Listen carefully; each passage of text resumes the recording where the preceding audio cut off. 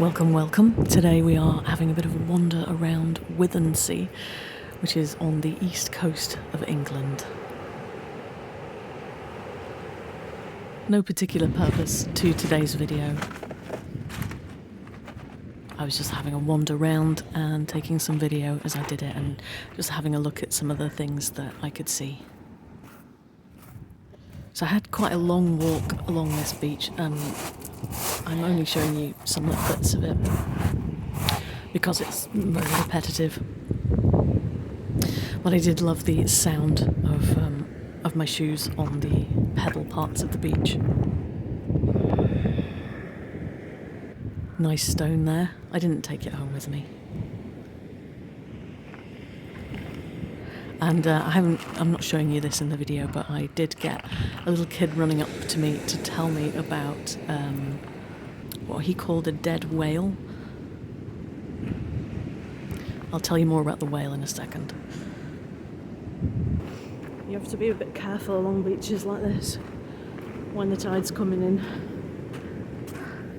because you can't climb up that, it's too steep.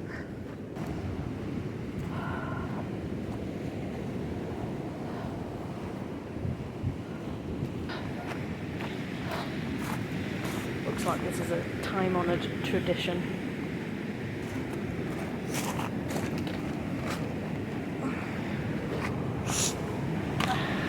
So yeah, the kid was really worried about this thing that he was calling a whale, because there were gases coming out of it.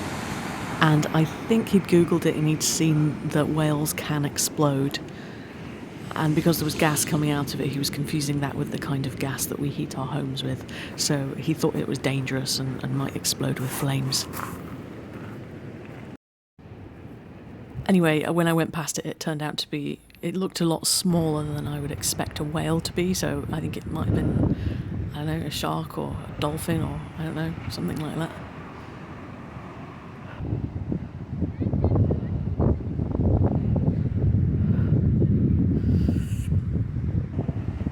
It was a cold day, so you can kind of hear me shivering a bit. But I like cold days at the beach because it means there's not very many people around and you can just enjoy the nature.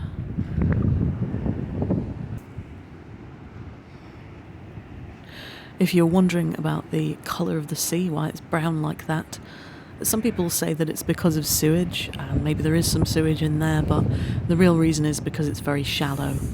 The shelf of the sea goes out much further than it is in most places, which means the sand gets kicked up by the waves and brought to the surface more easily.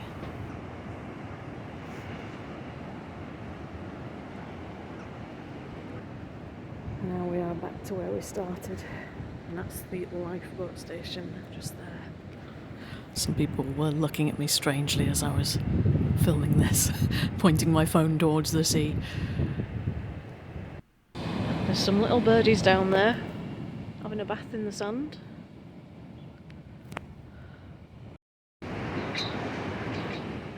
going to see some posters in a minute which warn about getting cut off by the tide. And I always feel bad when I see these because I know as a kid, when I lived in Withernsea, I used to play beach chicken, where you'd wait until the tide was coming in and then you'd tempt fate. All the way in the distance there, you might be able to see a ship. It's very far away, right on the horizon. I see no ships. The end of this clip is about to get cut off, so I'm going to tell you what it says before that happens. So up at the top of this sculpture it says, "Beneath the waves, a different world." You probably can't read that. Apparently this was part of an art project and there used to be loads of different puffins all over Withernsea.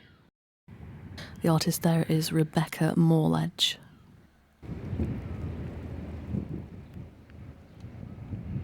I think that's one of the old lifeboats.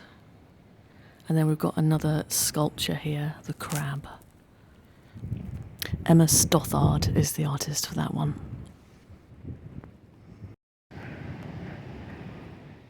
This is apparently a big beacon that gets lit with a flame.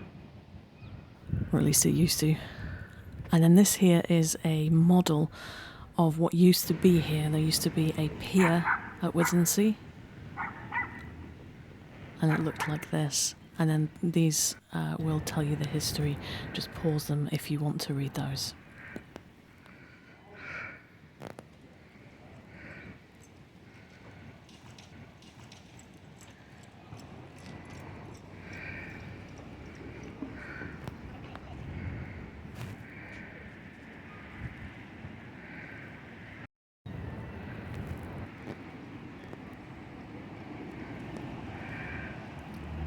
But basically, if you didn't read it, lots of ships hit the pier over and over. And so they stopped rebuilding it. And the towers at the end here are all that's left. So this is the little model version. And then that's, of course, the real-life version of the pier towers. This here is the closest you'll get to a beach hut in Withernsea, I think. And then I'd never noticed that bin before. Nice little lighthouse one.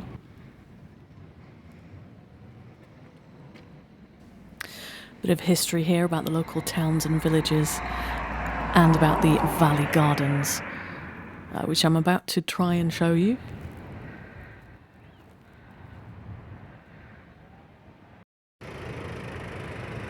That didn't really help, did it?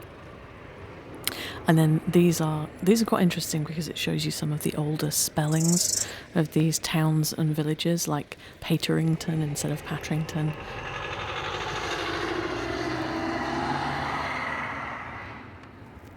And some of those are under the sea now.